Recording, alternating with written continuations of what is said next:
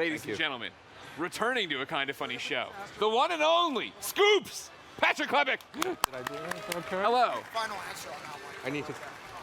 Patrick, how are you? I'm good. I've survived. I'm still standing. My voice is still here. This is it. Good beers. You guys are way ahead of me. Yeah, I just demand him when they come. Where'd Cool Greg go? Cool Greg will get you beer. Cool Greg, more beer? Got Tim all It'll happen. I'll make it happen. Kissy about these shoes. What's new with you? How's your E3 been? It's good. You know what? I Excellent. don't know what I expected from this year, but I didn't expect to be so, not just but to be so enthused about so many games. And I think part of it is because a lot of games have surprised me. I knew I might be interested, I might like them, but I was surprised how much I ended up liking them. Like Anthem is a great example of that, a game that I had like some fairly lowered expectations for what that was going to be. And the moment I came out of, so you do this, you've done this for a while. Keep them coming, all right? Thanks, little boy. You go into a demo, and then you kind of keep your kind of your reactions to yourself. You say, oh, look, thanks to the demo. Thanks to the demo. Liked what I saw. Looking forward to see more. Whatever.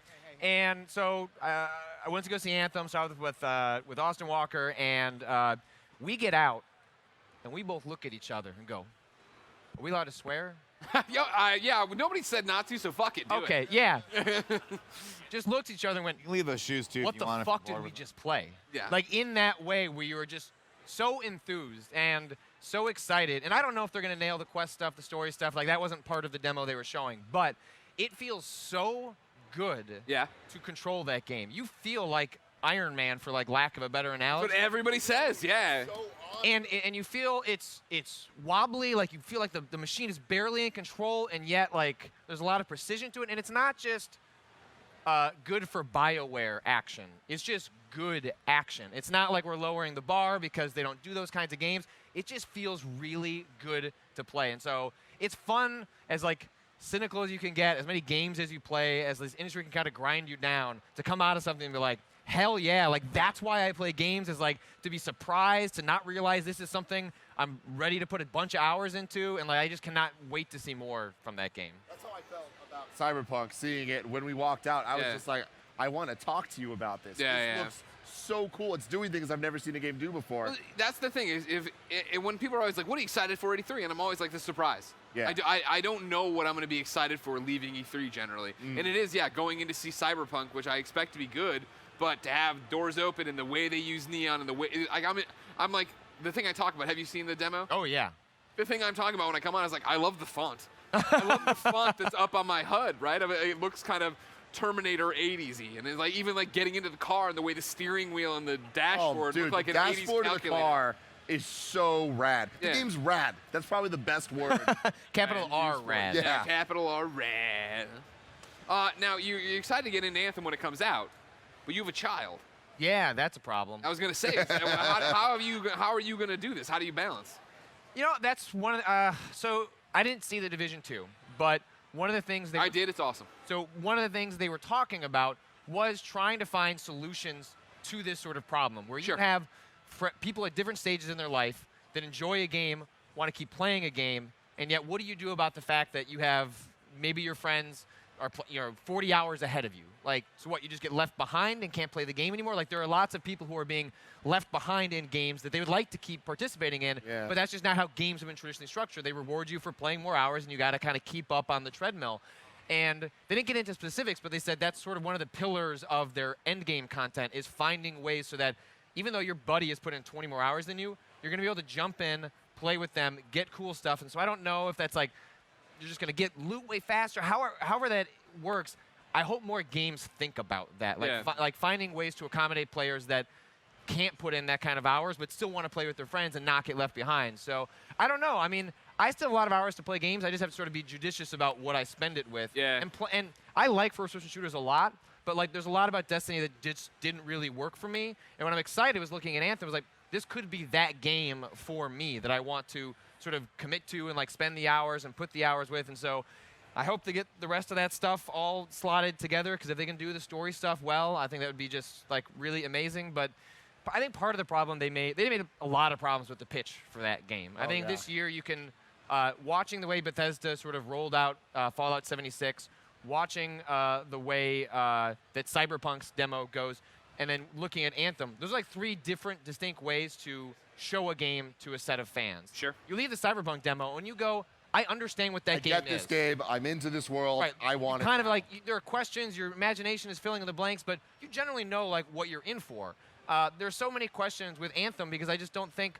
I'm not sure they want to be honest with their audience about what that game is, which is it's a Destiny-like game with some story elements, but there's no romance. It's not like a BioWare-ass BioWare game. Yeah. It was interesting about Bethesda and Fallout 76 was they came out, walked you through those big questions. Yep. Todd Howard even acknowledging like, okay, I know. You have questions. I know. It's like, is this one of like, is this Fallout 5? Like, no. But like, here's the stuff it has.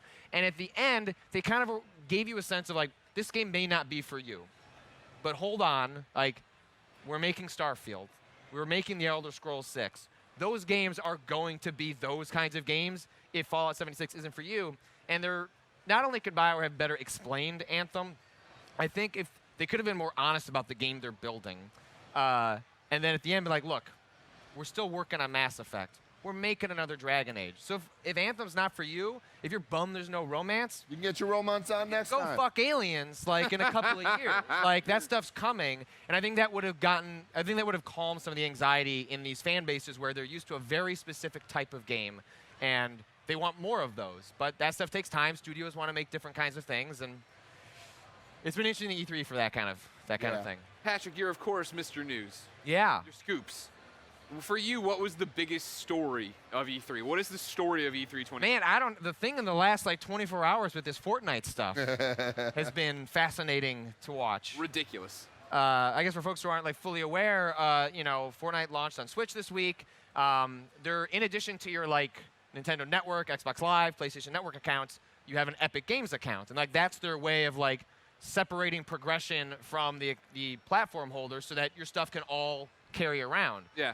Well, Sony doesn't want to play nice with the crossplay stuff, and that's fine, I guess, on that level. But what the sort of unintended consequence of that is that if your account, your Epic Games account, has ever touched a PlayStation 4, if you just booted up Fortnite for 30 minutes on a PlayStation 4, you cannot carry that stuff over to the Switch.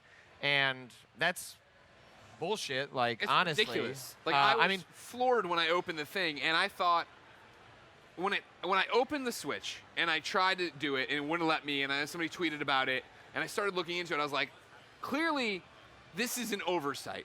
Crossplay, I get. You don't want. Did you see the statement they gave Variety or to BBC? Yes. That's basically like, we have 80 million PlayStations in the wild. People can play together. It's like, true, fine, that's fair. Cutting the Epic account off at its knees when there's people who have put real money into it, when there's people who have spent so much time unlocking outfits. That's where it goes too far. Who's behind me? What's happening? Hey. Ah! Nate's got to go in a little bit. He's got a flight at like 5. Nate who? Oh, Nate Fox from Ghost of Tsushima. Come on up. You can sit next to everybody. Nate from Sucker Punch. Ghost of Tsushima. Come here. Hug it out. Hug it out. Go sit next. Okay, don't hump me. Go sit next to Patrick. You're a part of the show. The show's just crazy. You know. Cool. Greg's bringing the beers out. Okay, great. You want here? Take this one. Okay, thanks. No problem. It goes real well with your coffee. That they're blocking me from getting stuff. Like, it's just so backwards. And I thought once they understood that problem, they'd start moving for changing it. And the fact that they're doubling down and giving the same statement is where it's like, wait, what? Yeah, hopefully it's like the beginning of a conversation. The fact that you have major mainstream coverage because Fortnite is just on a different level than other games. Hopefully it'll be something they at least reconsider because I think at this point, I think it made a lot of sense early in the generation where they had the upper hand, and like it makes like why do any other platform a favor? But I think at this point it feels a little bit petty, and I'm hopeful that maybe at some point it'll. I mean, I would think it's going to turn around. Yeah, I think they have to turn around. I think it's probably just not understanding the issue overall. Yeah, that stuff takes time. Corporations are big. Yeah, of course. Yeah, we'll be there. Patrick, thank you for coming by. Of course. Thanks for having me. You have a great E3. You too. All right, love you. Bye.